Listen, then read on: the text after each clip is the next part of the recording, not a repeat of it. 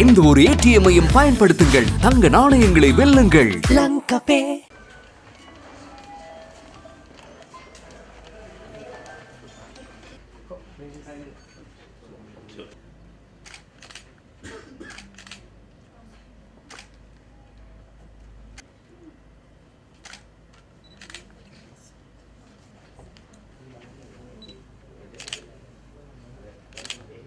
பெருந்தோட்ட மற்றும் கட்டமைப்பு பிரதி அமைச்சராக நான் பொறுப்பேற்றுக் கொண்டேன்.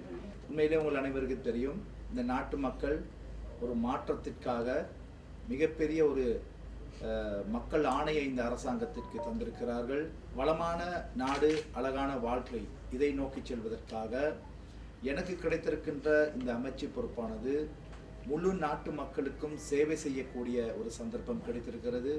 நிச்சயமாக மக்கள் எந்த எதிர்பார்ப்புக்காக எமக்கு வாக்களித்தார்களோ அதே போல இந்த அரசாங்கம் இந்த மக்களுக்கு சேவை செய்யக்கூடிய ஒரு துறையினை எனக்கு வழங்கியிருக்கிறார்கள்.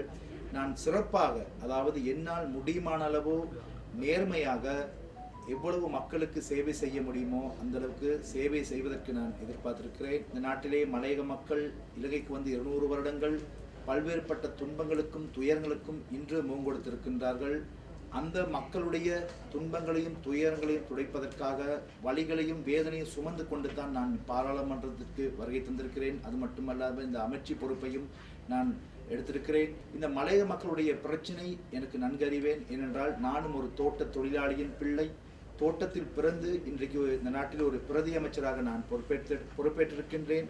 எனவே இந்த மக்களுடைய என்னால் முடிந்தளவு எங்களுடைய மக்களுடைய பிரச்சனைகளுக்கு நான் தீர்வுகளை பெற்றுக் கொடுத்து அந்த மக்களை சிறந்த முறையிலே வாழ வைப்பதுதான் எனது லட்சியமாக, அது மட்டுமல்ல இந்த அரசாங்கத்தினுடைய லட்சியமாக காணப்படுகின்றது.